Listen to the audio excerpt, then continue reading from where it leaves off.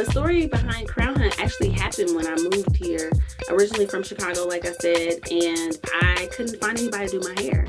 I was going to different salons around, and I was rejected from 5 different salons.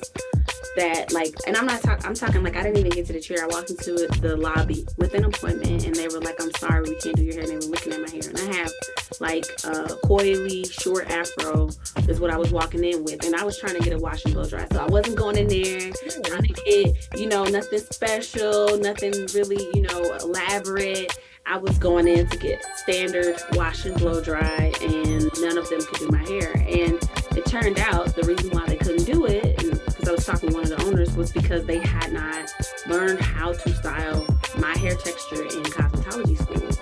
Welcome to the Friends in Beauty podcast, a safe space for ambitious beauty industry creatives to have real talk, get real answers, and practical tools to grow their businesses. My name is Aquia Robinson, and I'm a makeup artist, beauty educator, and the creator of Friends in Beauty. I created Friends in Beauty to support like-minded creatives just like you on their quest to connect, network, and build genuine relationships within the beauty community. Join me every week as me and my special guests reveal the keys to success and longevity in the beauty industry, and most importantly, have fun while doing it. You ready? Hey, what's up? It's your best friend in beauty, Aquia Robinson. Welcome back to another episode of the Friends in Beauty podcast. I am so happy to have you here, and I hope you're listening to this episode in high spirits and in good health. If you are a friend in beauty, I welcome you to join the Friends in Beauty Facebook community. If you're looking for a community of like-minded, ambitious friends in beauty to virtually connect with, network, and share resources, then click the link down below in the show description to join us in the Facebook community, and I'll be there to welcome you with open arms. Also, let's get social. Follow Friends in Beauty on all social media platforms at Friends in Beauty. Additionally, the Friends in Beauty podcast is available on several platforms. We're on Apple, Spotify, Stitcher, iHeartRadio, Google, YouTube, you name it, we are there.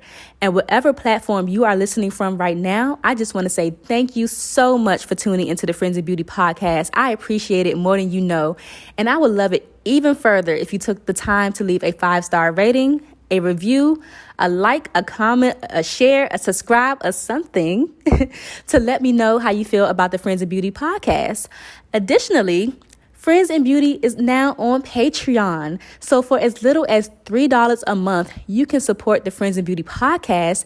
And there are also several tiers available that unlock Patreon exclusive content just for you, like behind the scene content of the Friends in Beauty podcast, bonus interview clips, a monthly Ask Me Anything, discounts, and so much more. So if that's something that you're interested in, I'll leave the link down below in the show description for that as well. Also, if you'd like to stay connected even further, join the Friends in Beauty mailing list tribe. They are the first to know about all things Friends in Beauty, and I send out different resources and tips throughout the week. So if that's something that you're interested in, join us over there. And last but not least, listen up. The most important thing is to share the Friends in Beauty podcast with your other friends in beauty, your family, your friends, anybody that you think could benefit from the information that is being shared. Share away to help me grow the Friends in Beauty community. Before we jump into this episode, I want to give a huge shout out to my first patron, Marlisa Cornicher. Thank you so much for your continued support and for getting the party started, girl. I love and appreciate you so much for the way you always show up for me. We all have to start at one. We all have to start at the beginning. So thank you so much for being the first so that others can join you in the future. Now, on this episode of the Friends in Beauty podcast, I welcome Stephanie Laflora, CEO and co-founder of Crownhunt, to the Friends in Beauty guest chair. It took being rejected for service at 5 separate salons due to her 4C textured hair for Stephanie to realize that something was terribly wrong with the beauty industry. Driven to solve the problems of her own customer experience and already a serial entrepreneur, storyteller, marketer, and creator, Stephanie founded Crownhunt to make life easier for people with curly hair while helping under-resourced entrepreneurs thrive. Alongside her business partner and longtime friend Ryan Holdeman, Stephanie has spent the last decade building multi-sided platforms and working with partners to develop new business models using her background in data-driven product development and strategy. To that end, Crownhunt is a digital marketplace for textured hair built to help existing hair entrepreneurs reach the 65% of the population with textured hair and to get their products, services, and education to the right people more effectively. While Stephanie is a seriously driven entrepreneur, she's also a troublemaker at heart and serious about having fun. When she's not building her startup, she's often mentoring other aspiring women entrepreneurs by showing them that life is one big adventure worth betting on. I absolutely enjoyed my conversation with Stephanie, and I'm so excited for what Crownhunt is doing for the beauty industry. In this interview, Stephanie shares what it's like being a woman in tech, the experiences that led her to create Crownhunt, the lack of education stylists receive in cosmetology school on textured hair, how Crownhunt is educating existing hair entrepreneurs, what it was like quitting her job while pregnant during the pandemic, tips on pitching to investors to get them to be generous with them coins, the benefits of crowdfunding as a financial resource for business, the national conversation around textured hair, and so much more. I'm so excited for you to hear this conversation and for my friends in beauty who are stylists to really tap into what Crownhunt is providing. It's definitely a game changer, and there's so many other things about to roll out in the future that you should definitely keep an eye out for. Let's go ahead and jump into this amazing chat with Stephanie, and if you prefer to watch our beautiful faces, then tune in on YouTube. Enjoy. Welcome to the Friends in Beauty podcast, Stephanie. Hey. Hey, girl. Hey. Thank you for having me. I'm so excited. It's really such an honor to have you because I'm really excited about what you're doing for, the textured hair community, for the curly girls and everything. So I just really love like tech and innovation and just like forward thinking. And I'm really just tickled for you to be here. Yeah, me too. I'm so happy to be here. Yay. So before we jump into the interview, we're going to start off with some icebreakers so the Friends in Beauty audience can get to know you outside of what you do for your brand. So first one, just give us 3 random facts about you. Oh, wow. 3 random facts about me. Okay, so one is I produce music for fun. I actually have music on Spotify under Hygge is my name, Hygge. So that's like a random thing most people don't know about me. I also, so I say I produce music. A second fact is I just had a baby 6 months ago. So that's like really deep in my life right now. And then a third fact, I love video games. Those are all so much fun. Like producing music, video games, having a baby, like you're just doing it.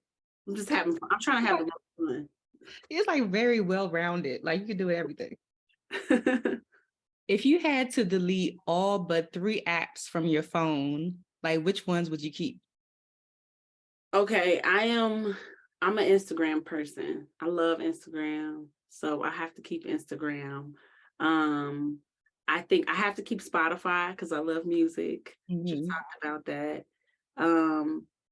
And well, it's not an app, but I have it saved on my home screen as ChatGPT. Girl, ChatGPT. I am loving it. I have been like playing around with it. Mm-hmm. I'm obsessed. I've been trying to tell people about it. A lot of people still don't know about it, of course, because it's still kind of new, but I'm in love. It's incredible. It's gonna change everything. Like it's gonna change everything. And it's just early in it too. So it's fun because tech is always evolving. So it'll be really exciting to see what is ChatGPT, even 2 years from now, but like 10, who knows? Yeah, forget about it. What have you been dabbling with it with? Like for? Yeah. Blog writing, research. Then I just like asking it random questions just because in my mind, it's like this little game to me where I'm going to get it to tell me something really interesting. Yeah. So I asked it like, how would computers take over the world? And it had like a multi-part plan. and like different questions like that. I just like asking it whatever random question that I feel like maybe it can give me some insight. I don't know. It's fun to me. Oh my gosh, me and my best friend, we do like an Instagram live every other week on just like NFTs and like the tech space and crypto and all of that stuff. And I think last week or the week before, I was telling them how I saw an article that said ChatGPT had just passed the bar exam, a medical exam, and like something else. Wow. It's going down. That's crazy. That's It's incredible. going down. Yeah. I love it. Yes. So I have these things too called pod decks. And one is a what the heck and a would you rather? Like which one? Oh, let's do would you rather. Would you rather? Okay. Give Stephanie a cool card, not too weird, because sometimes these questions be, I'm like, who did this? I never did this one before. Okay. Would you rather be handcuffed to the most annoying person you know for 24 hours or go camping with someone who likes you, but you don't like them back? That's interesting. How long we going camping for? I know. I'm like, okay, well, I guess I'm gonna have to pick the handcuff to the most annoying person. I feel like maybe I would make it into a challenge of how could we possibly have a fun time together, make jokes. I don't know. I love that though. Yeah, I think, well, like if we go camping, like, do we have to like be together camping or can we just figure something out? I don't know. I'm over here thinking about it myself. What do people always tell you that you're good at aside from what you do professionally? Oh, that's a great question. I think that I am good at helping people be themselves. That's So, cool. I tend to be really authentic. Like if I'm feeling like I want to be casual and a hoodie and some Jordans, and that's what I'm going to do, even if the setting isn't necessarily that. Or I just like to have fun and, party and dance and like all those things. So I think I help people feel like they can be their true authentic self and they won't be judged. I help people open up. I Yeah. love that. Oh, we need more of you in this world. I love that. I get the feeling like that too. Yeah, I am. I just had a friend actually tell me yesterday, like, because she's always been the type of person that, like, anytime that she steps out, her face is beat. Like, it don't matter. She going to the grocery store, and she's like, COVID helped her realize she don't have to do that. And then also, she's like, you always just like show up. However, like sometimes you have on makeup, sometimes you don't. You're very comfortable in yourself, and that makes me feel like I could do it too. I was like, oh, I didn't even know that about her because she's like always told me like makeup is a part of getting ready, a part of getting dressed. So that was very interesting. Yeah, it's good when you can do that for people. I mean, life is short, but it's also long. It's too long to be somebody else, and it's too short to care what people think. So, Absolutely. yeah. Yep. When is the last time that you did something for the first time? Oh, wow. Okay. So I'll give you two answers actually. This past weekend, I mean, I paint for fun, but this past weekend is the first time I have actually tried to paint like with some technique. So I was studying like how to do really how to paint faces and like all of the geometry and stuff. That's very nerdy. But that was my first time trying to like really do that.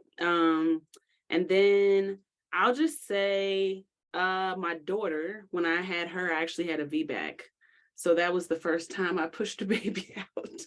Okay. That's an awesome first. Pretty incredible experience, actually. Yeah. So yeah, that was the first time for that. And the last time, let me tell you, because I am done having kids. That's what they always say. Then they have like 10. Oh, girl, no way. Those people, God bless them. I cannot do that. So funny.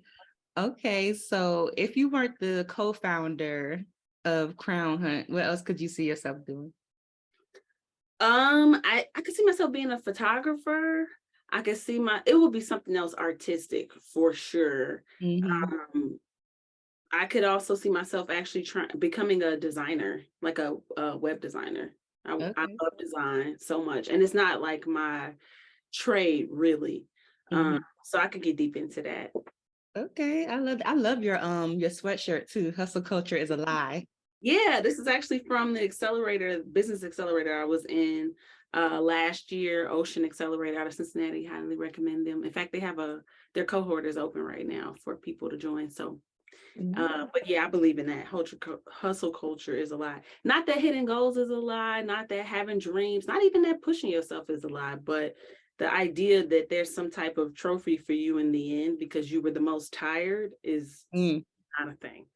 Ooh, I hope y'all pick that up. That is so true. Oh my gosh, the hustle culture is alive for sure. We're just always chasing the next thing and not even really taking a chance to like really sit in what you've created. It's like, okay, I did that. What's next?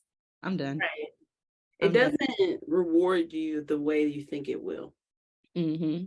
There Yes. are things along the journey of pursuing goals that for sure are very rewarding, but just hustling just to hustle, that's not gonna cut it. Yeah, I think like this generation, I think our generation and the generation after us are really like tapping into that. It's like our parents' generation that Yeah. kind of like, I think we probably got like a tail end of it, of that, that hustle culture from them. But it's like now we're like, we don't want to work too hard. Like, we just I want to mean, do what's necessary. it's wild because, like, in a way, okay, I'm gonna go there. I'm gonna get on a soapbox for like 2 seconds. In a way, it's like, yeah, our parents' generation gave us the hustle culture, but they also had very different circumstances. Like, they were able to do a lot more than we have been in terms of just like general statistics because the economy was just in a very different place Yeah. when they were like growing their families and they were working, growing in their career. There just was a lot more sure bets than there are now. Now it's a way different climate. So yeah, they gave us the hustle culture, but we didn't get the hustle climate Mm-hmm. where you actually get rewards for the things that you're doing. And I'm not even saying if you get the rewards is worth it, but I for sure know that we live in a different time where you got to be a lot more creative with how you make an income and how you create a satisfying life.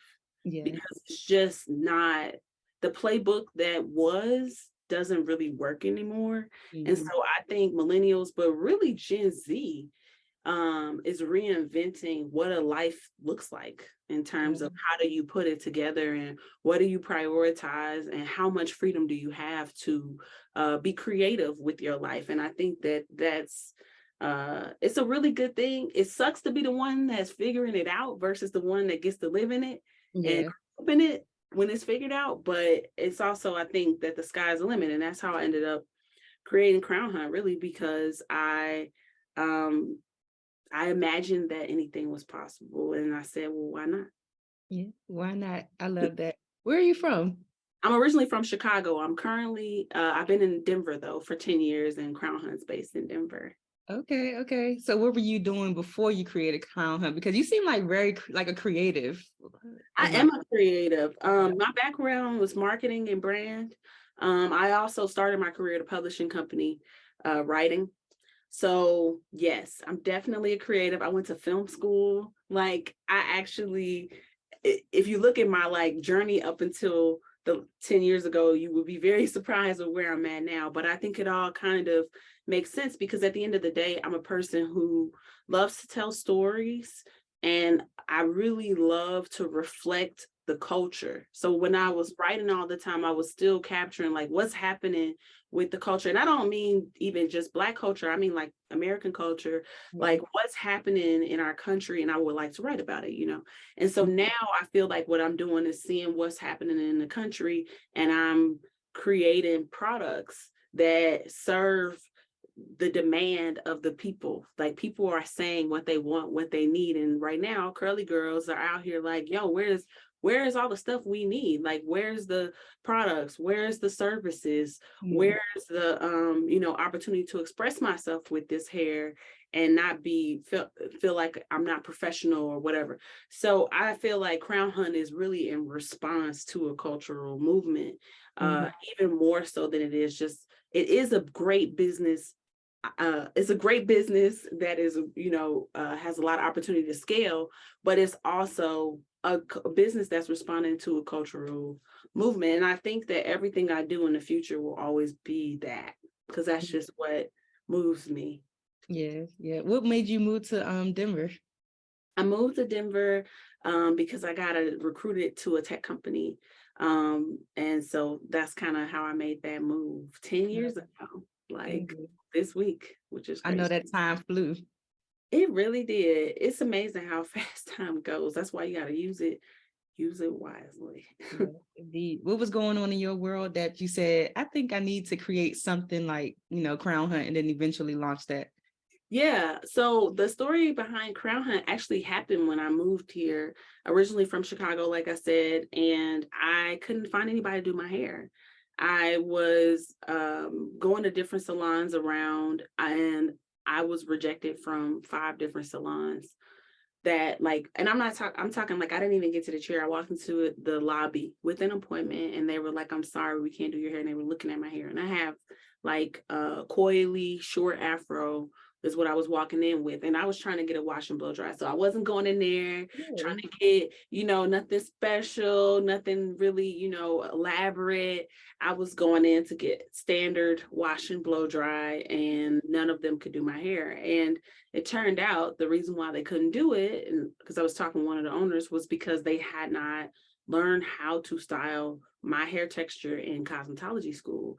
And honestly, when I first got that, when they first told me that, I didn't believe it. I was just like, there's no way this is true, because it just seems, how could that be true?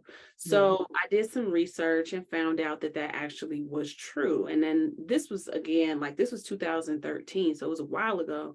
And during this time, no cosmetology schools really taught how to do curly, coily hair. In fact, none of them did until like 2021. I'm talking about the big boys. They really didn't either. And so I, having a tech background and also being part of startup companies, so understanding how to build stuff from the ground up, it just felt like it was a big opportunity to create something unique that would fill a gap in the industry and ultimately solve my problem. So we started off thinking like, okay, let's connect stylists that know how to style curly, coily hair with consumers who are looking for those services. But what we unpacked was that education was such a fundamental challenge that what we built and what we have today is a subscription for stylists to get continuing education on how to style and care for curly hair. But we also have business classes as well, because that's another big gap in the cosmetology school experience. So we're really trying to fill in the gaps of education that haven't been out there, so that people can be better educated, so they can style curly and coily hair. So that's really how that got going. Okay, that sounds amazing. So it's Crown Hunt. First of all, before I even jump into that, I had no clue that cosmetology schools did not teach how to care for textured hair.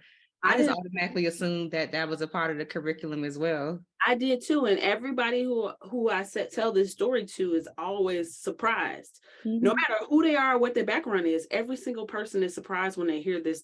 And it's like, yeah, I was surprised too. And here's the reason why you don't know this. The reason why you don't know is because hairstylists, in particular, brown and black hairstylists, are some of the most industrious entrepreneurs on the planet, period. Why? Because they were given hardly anything to succeed, and yet they figure it out on their own. And so that's why. And so it's like, but it shouldn't be that way.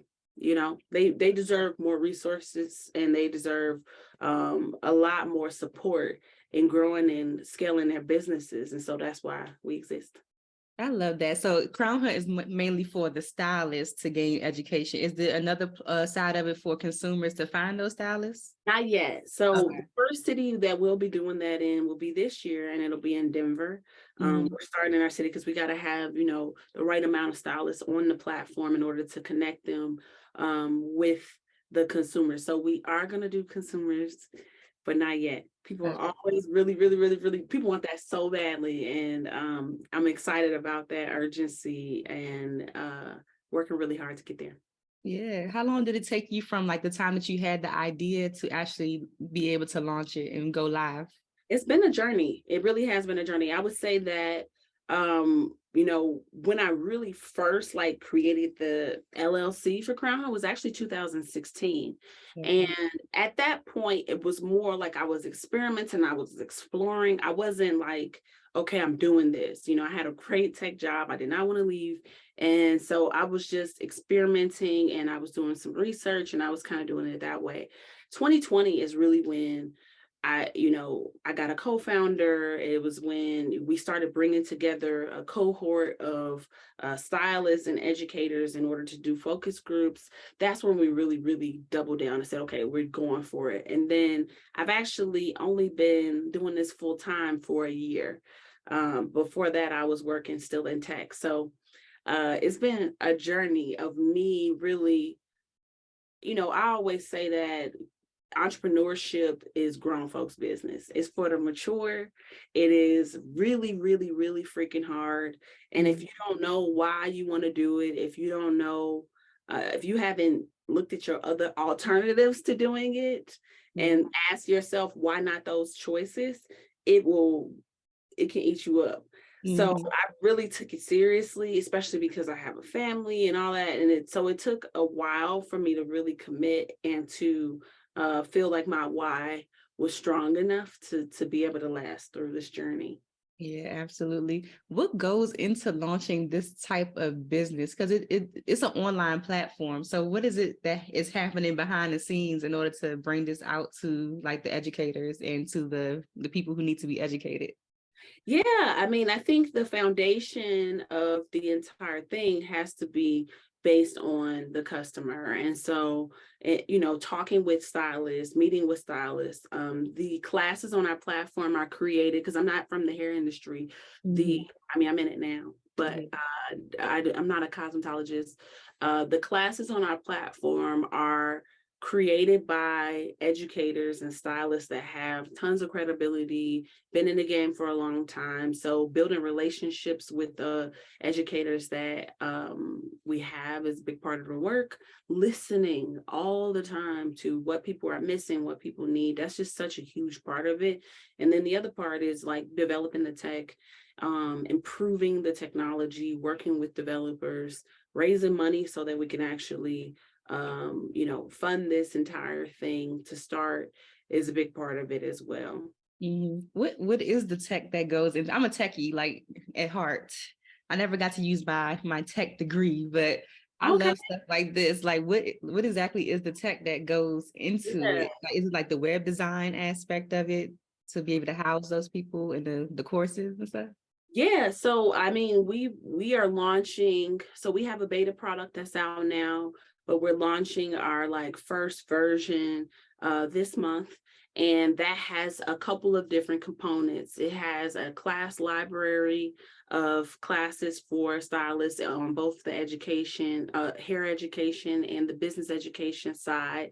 So that tech is like ed tech really, being able to consume classes, save them, keep your place, being able to consume all that content. We also have a stylist profile, and that's similar to a social media profile. But what's there that's additional is we also have links where you can have booking.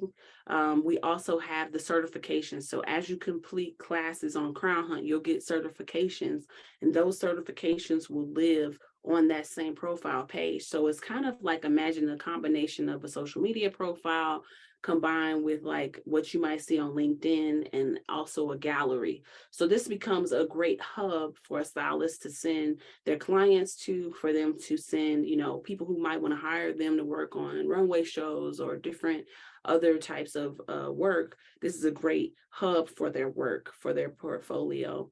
So that's a big part of it as well. And then I think the other part of the tech is really continuing to gather the right data to be able to make recommendations, which is where we're headed. So, these profiles are really the first part of us developing out what will be the client match.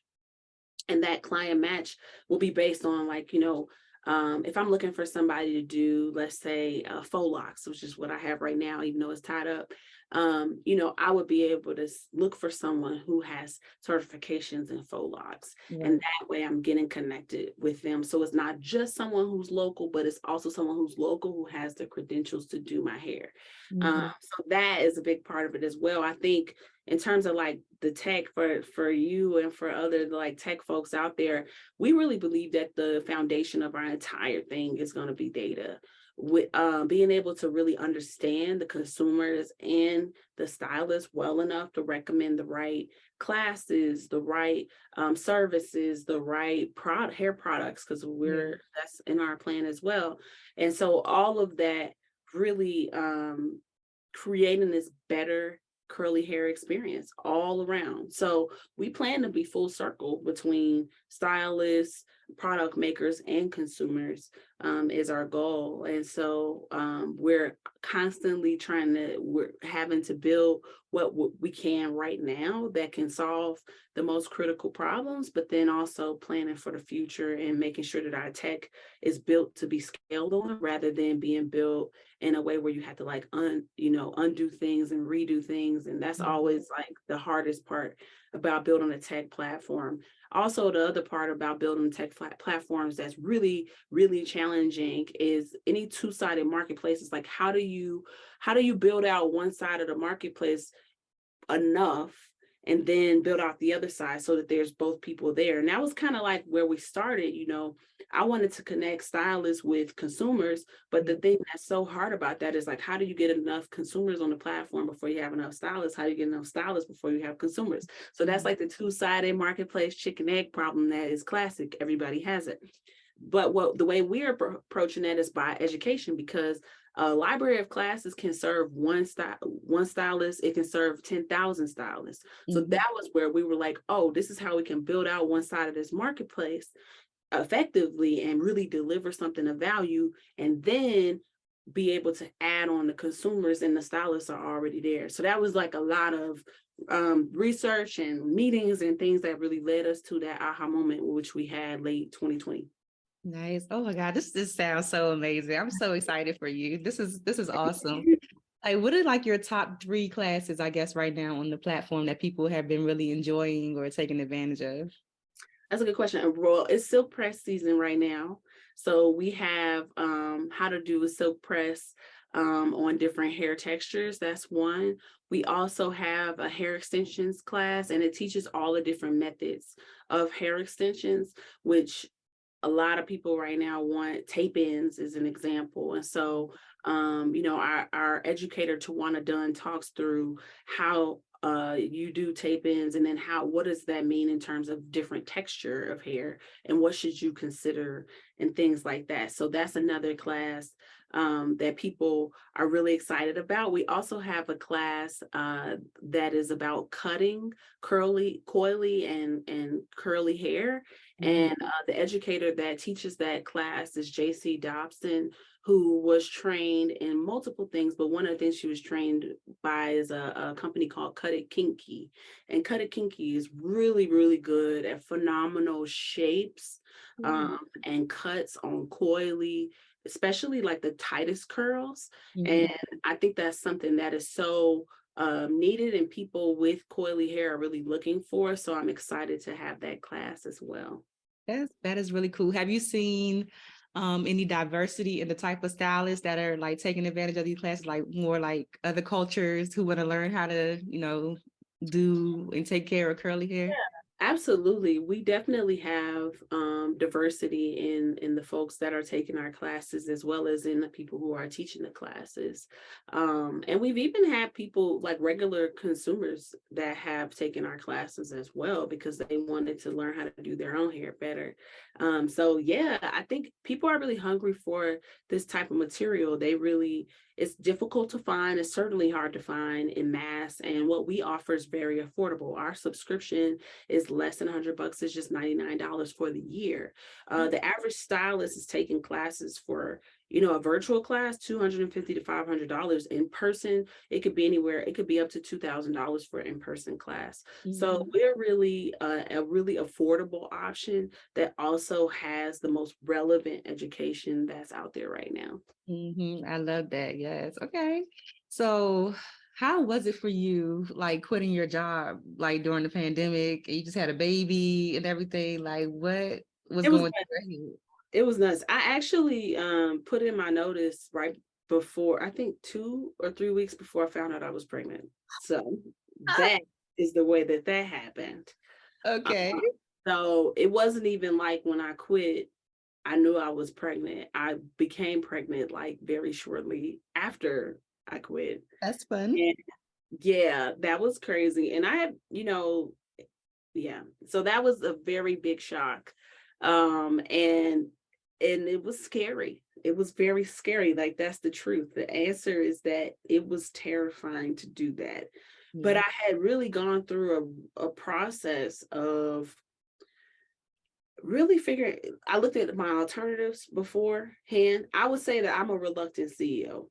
That's the real truth of it. Like I know that this is a hard journey. I'm not naive to that. And I wanted to do anything else because it just seems so challenging to go down this journey. And the truth is that it is very hard, but I really analyzed what my alternatives were. So a year before I made the commitment to doing this, I was applying to a lot of different jobs. I was like, maybe, I've been in my company for 10 years. Maybe I'm just ready to do something different. Maybe I could just go to another tech company. I was very well paid. Like I did not want to quit. I wanted to continue on living my best soft life, if you know what I mean. So I was like, looking at other jobs and I was getting offers and stuff. And it was just like, nothing excited me. Like I just didn't care. And the people who I was talking to, for these jobs, they were great teams. The boss that I was going to have was really great, accomplished woman. So I was just like, clearly these are better options. And nothing in my heart and soul moved at all. It was flatline on every alternative that I tried to go for. And then I was really like, because I really went through it to figure out what I wanted to do. And I was just like, what is going on? Like, why am I not wanting to do any of these other options? And then it was just like a whisper, like Crown Hunt. And because I remember I had started, thinking about that way before. So it wasn't like, it was a new idea that I had in that moment. It wasn't. It was an idea that just wouldn't let me go. And I decided that was clearly the path, and it was what I needed to do next, and it was what I wanted to do next. And so I committed to it like on a heart level. And I think I also was really riled up in a good way by a lot of the change of standard that Black people had, I think, in 2020. 2020 was a really hard year. It was a lot of tragedy, but it was also an awakening. And yes, I know that like non-Black culture had a lot of awakenings in terms of their awareness of racial disparity, but I think Black people had a big awakening as well. And all of a sudden we started asking questions we never dared to ask before because it didn't feel like there was any solution. Like before it was like, well, I better just figure out how to like, just be happy with what I got kind of thing, or I'll push to get a little bit more, but like, not necessarily equal, and certainly not payback, like reparations, like for what was happening in the past. And so all of a sudden I was watching my peers, I was watching influencers, I was watching celebrities, people I admire, just being like, you know what? No, you need to figure out how to give me the equity that I deserve. And Mm-hmm. it was motivating. It was really powerful to see all that happen, especially because this was happening while I was in the tech industry. The tech industry is not diverse. Mm-hmm. It's a place where, you know, as a Black woman, I'm like the only person in the room most of the time. And I've got to really work hard to be seen as competent and to be seen as a leader. And Yeah. so being in that environment, all of a sudden I'm watching all these amazing things happen. And I'm just like, you know, why do I couldn't see myself as separate from that. Like it felt like obviously I'm part of this too. Right. And so at that point, I just got the audacity to do it. And so when I did it, I'm married. I had talked to my husband about it, and like I had saved up money for it, and I like had a plan. And so then I did it, and then I got pregnant, and I was like, what in the world? Like how? I mean, obviously I know how, but but like to be real, I had been trying to get pregnant for 2 years and hadn't. And so I thought I had I legitimately, the week that I found out I was pregnant, I had an appointment for the fertility doctor because I thought it wasn't going to happen. And I was just like, let me make sure I know what's going on with my body, whatever. It was like that. So Mm-hmm. I didn't even think, I was thinking I couldn't even get pregnant anymore. So when that happened, it was just so crazy. And I just, I accepted in that moment that like, I'm not the keeper of time. Like that's the thing I always tell myself because, as a high achiever, as a person who wants to plan stuff, it's easy to feel like, okay, let me set up my little perfect dominoes in my life and everything is going to be cool. And it's like, even if you do that, you don't know when stuff is going to pop off. You can stay ready, so you ain't got to get ready, but you Right. cannot decide when things will happen. And so it's like everything happened at the same time. And so I've accepted that this must be the journey I'm supposed to be on because I certainly didn't plan for that to happen. So it was crazy. It was really hard, but God helped me. That's the truth. And God is still helping me. And I hope that at the very least, me having the audacity to do what I'm doing will make somebody else have the audacity to do something that's in their heart to do. Yes, I love that. I am not the keeper of time. I'm going to hold on to that and tuck that in my bra for myself.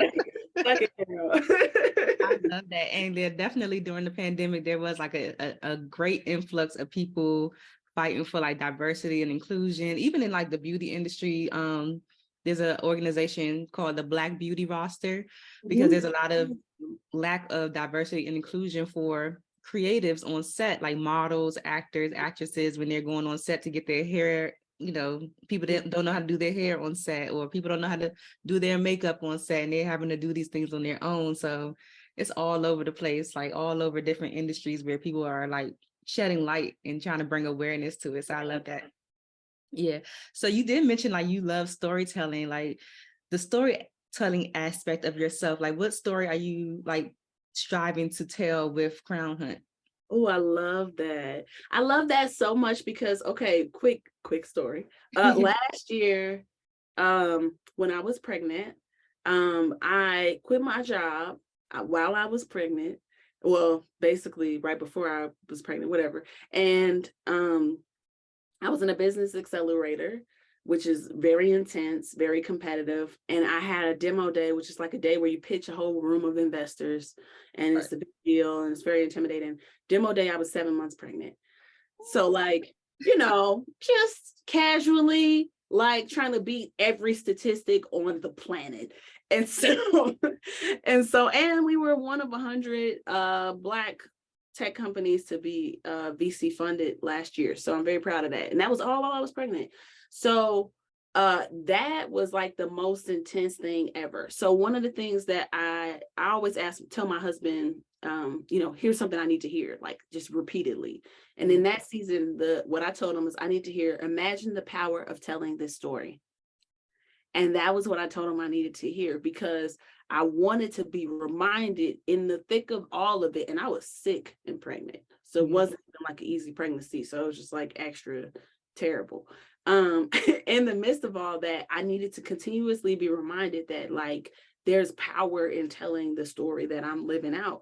And even though that story might be difficult and that life, it might be hard, if it can help somebody else through their hard, then I'm here for it. So I think the story that I want for Crownhunt to be able to tell is a couple of stories. One, you can do anything you want to do.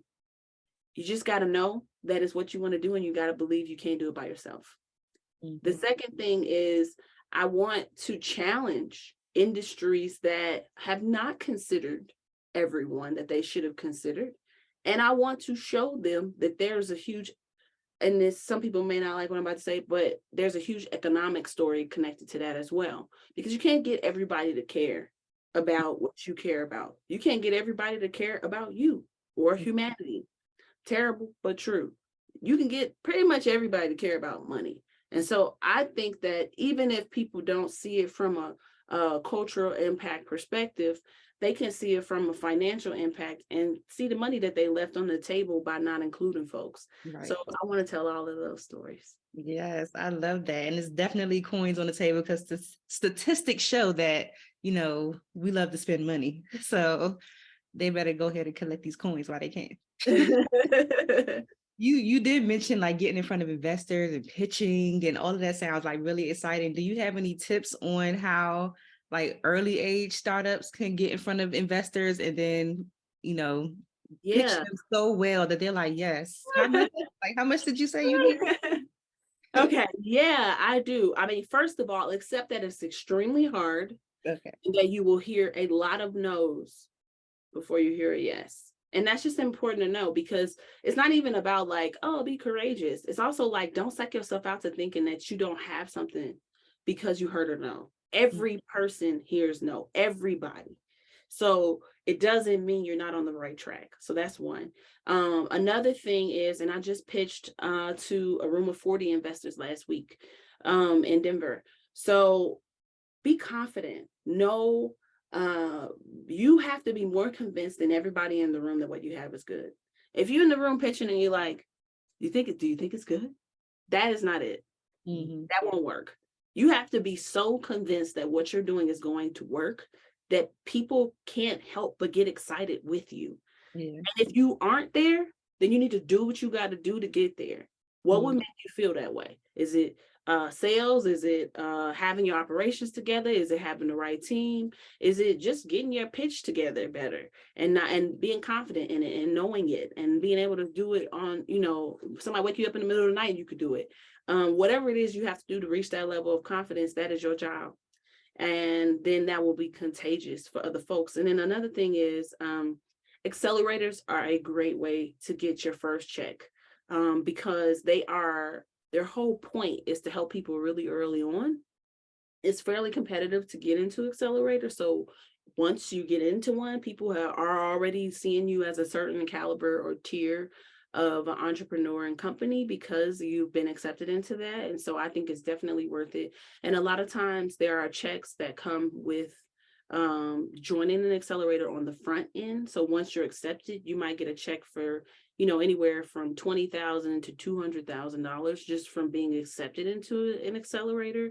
And then usually there's a demo day at the tail end to also pitch additional investors. So I think an accelerator is a great way to go. I also think raising your own money in a crowd fund. We just did a crowd fund and we raised something like $170,000 on there. And that's from the public. That's from friends and family. That's from people who are your customers or will be your customers, from other professionals who want to invest in companies. That's a great way to do it as well. So all of those are viable options.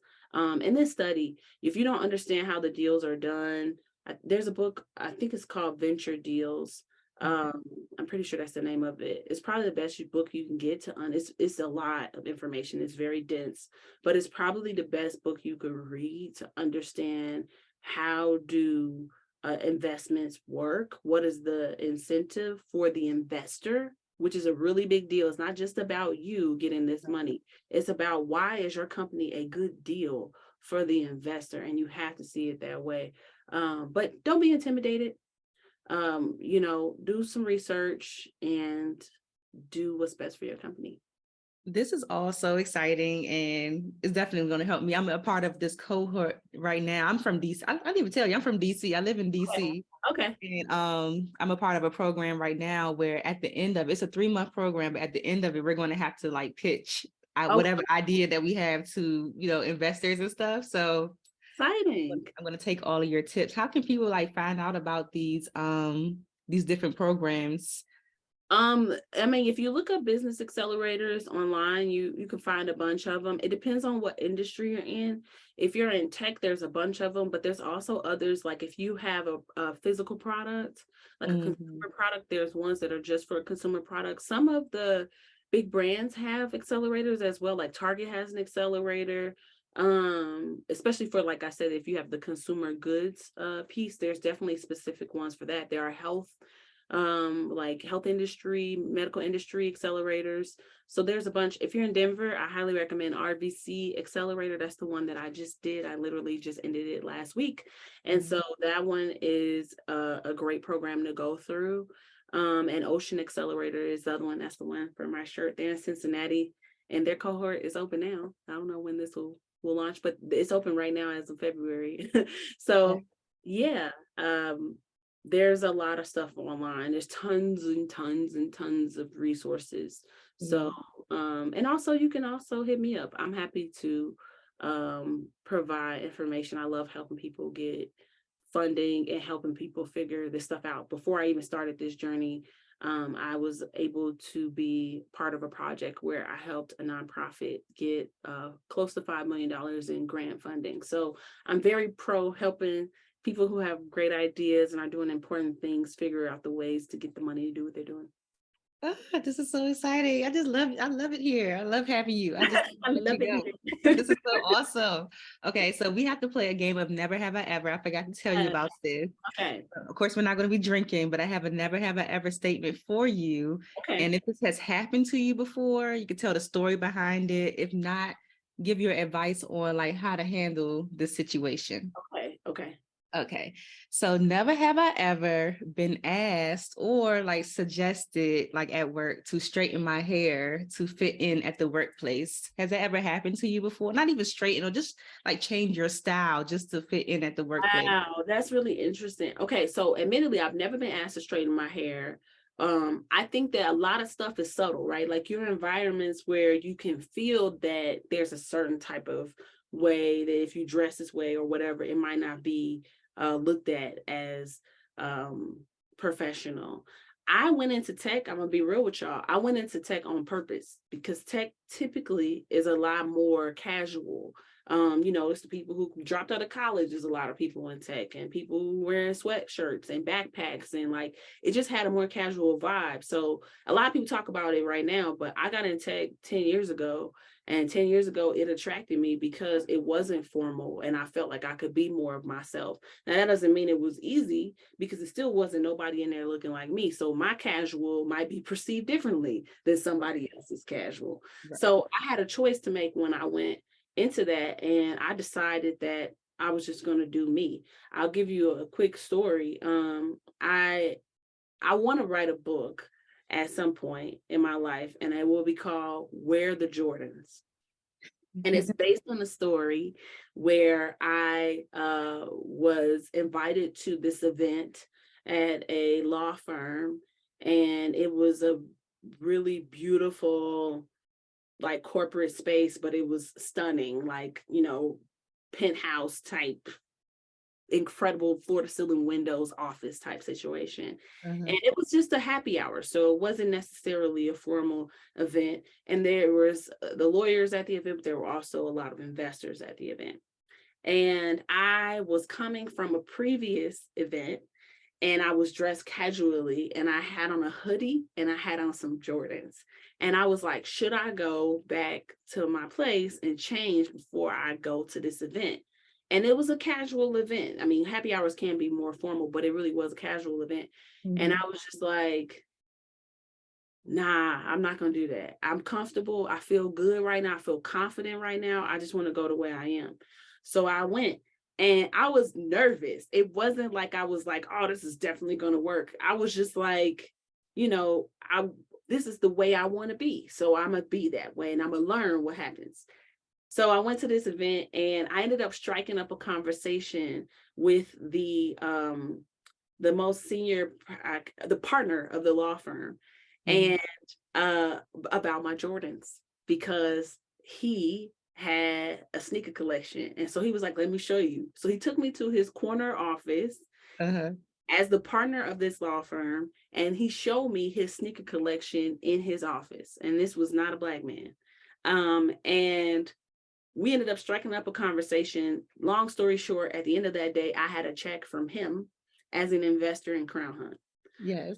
My story is, wear the Jordans. It may not always work out, but if you feel your best, if you feel great about yourself, if you feel confident, like whatever makes you your best is actually the thing that matters the most. Now, of course, there's exceptions. I'm not going to wear Jordans to, I don't know, there will be a time where it just doesn't make sense and it's not the right choice.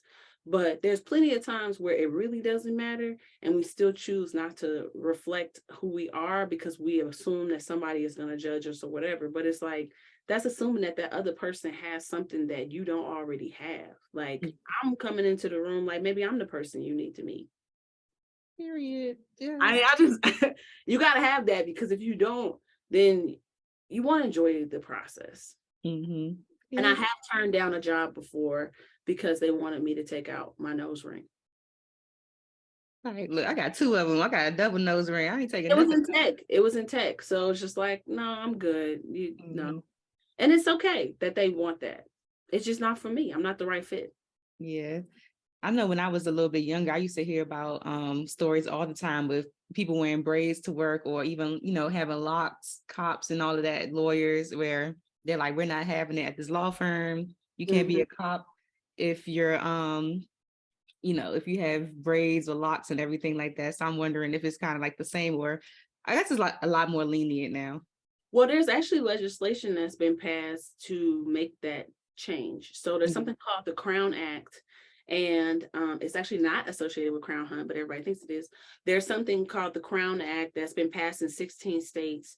And what it does is protects people with curly, coily hair from discrimination at work and at school. So in those 16 states, it is now illegal to tell somebody they cannot have a job, or they have to go home from school because their hair. And it's just like, that's how it should be. There shouldn't be a hierarchy of hair texture. If what you got, what grows out of your head is appropriate, then what grows out of my head is appropriate. God made both hair. Yeah. So it's just like, whatever. So what have you been seeing happen like nationally as it pertains to like textured hair? Well, I think like what we were just talking about in terms of people's perception, like the public perception of different hair texture is changing a lot. The Crown Act is one piece of legislation that's supporting that, but I think in general, people are embracing diversity in all of its forms. And I think it's a beautiful thing. The hair industry is a little bit slow actually to catch up. The cultural movement is being taken off by the people with the hair, more so even than the people who style and care for the hair. So that's one thing. But I also see the institutional side of hair changing as well. I've been talking with cosmetology schools, and they are making changes.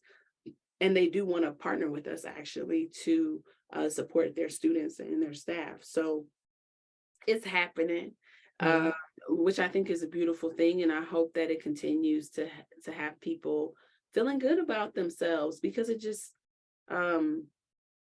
it's really a shame that there are so many types of ways that people who are different are communicated with, that they are not enough. That is a lot to overcome. And the people who create that experience will never understand the psychological impact of all of those subtle things on a person's identity. And the fact that and right now I'm just going to say Black people, the fact that we, and Black women especially, figure out ways to believe in ourselves, figure out ways to show up and be authentic in a world that tells us in every way possible that what we are is somehow not good enough is really an incredible story. And I'm proud to be a Black woman. I'm proud to be creating this company that supports so many people, so many Black women who have, figured out how to do what they do. And like, especially right now, actually, Black women are the fastest growing group of entrepreneurs in this country. Yep. That's a statistical fact. And so why is that happening? Well, I think 2020 has a lot to do with it. But I also think that people are just deciding on their own where the bar should be. The bar has never been anything that had to do with us, didn't consider us at all. Mm-hmm. So I think now we're deciding where the bar should be and that we're in it.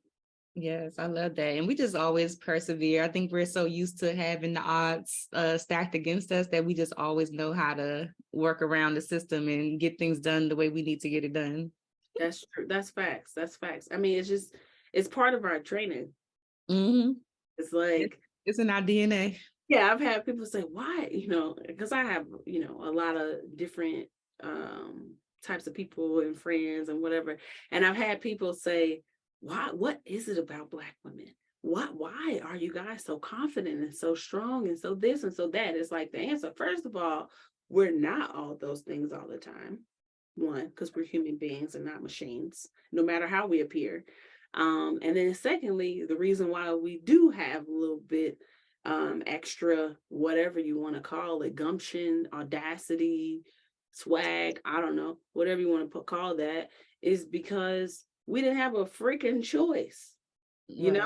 Like, you want to build a machine, give them an impossible task and tell them to survive. Yes, we are ChatGPT. Right, we are the survivors. Yeah. So of course we have these qualities. It's how we're still here. Absolutely. So this has been like such an educational and fulfilling conversation. Like, I don't even know how to even articulate that in words, but like at the end of the day, like, what do you want your legacy to be? What do you want people to say about you when it's all said and done? I just want to make people feel like their life is their own and they have a right to live their life how they choose, so long as they are good to people. Yep. And I want people to feel free. I want people to feel freer because I existed. Mm-hmm. That's what I want more than anything else. And I'm gonna live my life with freedom, doing crazy things like, building companies while I'm pregnant, but also taking time with my kids. Like I'm spending quality time with my family, and it's like, can you do all those things? Yeah. I don't know if I would recommend it, but you can do it. So I just want people to feel free to explore and to like really go for it in their life, whatever that looks like, because it can look like anything. It doesn't have to be anything to do with building a company or a career. I just want people to feel free to live their life as though it's theirs and that is temporary, which both of those things are facts. Yes. So breathe, live, be. Don't worry about mistakes. Yeah. They're going to happen whether you're trying to avoid them or not. Just have a good time. Absolutely. I love that. So what's next for you and Crownhunt? Well, like I said, right now you can go to crownhunt.io and you can subscribe for $99 to get continuing education on curls and business as a stylist. So that's there for you. But also we'll be launching our updated product this month, which will have the stylist profile part as well, and in addition to some extra classes that we're adding to our platform. So that is all coming up. And then if you're in Denver, we'll be piloting our client match in this city, as well as product stuff. So lots to come. So exciting. Okay. So before you go, I have to ask you the Friends of Beauty rapid fire questions. I did not forget. Yeah. Okay. So whatever comes first, just, spit it out. Okay. So first one, what are the top 3 keys to your success so far? Doing not worrying about failing. That's one. Secondly, not trying to do everything alone. I'm working on it. I'm not great at that, but I could tell you for sure that you will get nowhere if you don't work on that. And then the third is, I don't need this to be happy. I have a great family. I have beautiful kids. I have a husband that loves me. I have a God that created me, and I don't need this to be happy. This is something I'm doing because I want to do it, because I think that it should exist. It's not something that I have to have. Yes. And that really helps me make better decisions. Awesome. How do you measure your success? If I'm having a good time, that's really a big one for me. I could be selling like crazy. I could have all the like metrics popping. If I'm not having fun, I didn't do it right. So that's my North Star. I'm always trying to figure out how to have a good time while I do it. And failing doesn't feel good. So that includes success, but it also includes like who I'm around and what's the vibe of the work we're doing and what's the energy of, the environment that I'm creating as a business owner. Okay. What's the best advice you've ever received, or a piece of advice that's just always stuck with you? Nobody knows what they're doing. Facts. Facts, yes. That one's big. And then another one, I sing occasionally. I come from a family of musicians. My mother is a singer. And I remember I used to be super scared to sing in public. And I would do it a lot in church and stuff. And my mom told me to help me get over my fear is don't go up there as you, go up there as a person who is confident singing. And so it was a performance. It was like, okay, I don't have to worry about people being like, is she nervous? I'm gonna go up there and I'm gonna be a person who's not nervous. What would a nervous person do? They would look people in the eye. They would move around. They would do these things. And so you like kind of like Jedi mind trick yourself into not being nervous. And that has stuck with me my whole life. And probably given me the audacity to do some stuff I ain't had no business doing, but I did. Yeah. Okay. I love that too. What advice would you give to another, I guess, like tech startup right now, beauty tech startup, who's just like ready to give up? Like they're like, this is not working. I'm not seeing the results. The investors keep telling me no, like I'm tired. Like what advice would you give them? Follow me on Instagram at Stephanie Laflora. That whole feed is mostly just me talking to people who are in that space and me talking to myself. Okay. Right. So that, but also take a break. It could be a day. When you're really, really, really tired, emotionally, mentally, physically, whatever, you're not thinking logically about the situation. So if you're at a point of exhaustion, take a day off tomorrow, today, and just give yourself a day or two, a weekend, a week, 2 weeks. Seriously, it doesn't matter. Because if that time will keep you on the right path, or get you on the right path, then you'll never regret that time. So when you hit a wall like that, don't keep trying to push. That's actually your mind, your body, your heart, your spirit saying, stop for a second. There's probably something you need to receive in that space. Yeah, absolutely. Yeah. What's a resource that has helped you in your business that you could share with the friends and beauty community? Well, you shared so much already, but do you have any more? Deals, get that book to learn how deals are made. Accelerators is a really fast way to like improve every aspect of your business. That is super major. Those are the ones I have right now. What was the name of the book again? Venture Deals. Venture Deals. Okay. And the last one, I just want you to fill in the blank and just say, my name is blank, and the key to longevity and success is whatever you think it is. Ooh, okay. My name is Stephanie Laflora, and the key to longevity and success is doing it your way. There's only one you on the planet, so your path is unwritten. No one has ever lived a life exactly the way that you are living yours. So no one knows exactly what you should do next except for you. And if you don't know, That's your job to figure out. All right now. All right. Before you go, share your social media and, however you want people to connect with you and Crownhunt again. Yeah. So Crownhunt's website is crownhunt.io. And then our Instagram is popping. People follow us who are not stylists because it's just cool hair and stuff on there. So at Crownhunt on Instagram, and then at Stephanie Laflora for my personal Instagram, which is mainly inspiration for business owners. Yay. This has been an absolute pleasure, Stephanie. Thank you so much for coming and sharing with us and being so open and just having me. Lovely. Thank you so much. Fun. I really enjoyed this. Like, I love all the questions and I love all those segments. That's really, really fun. I have very much enjoyed this. Thank you. Thanks for listening to the Friends in Beauty podcast. Don't forget, sharing is caring. Share this episode with at least one friend in beauty, and subscribe, rate, and review on Apple Podcasts so that other friends in beauty can find this show. Plus, we'd love to hear your feedback. Connect with us on all social media platforms at Friends in Beauty, hashtag Friends in Beauty to join the conversation, and join our Friends in Beauty Facebook community to stay connected. Talk to you soon.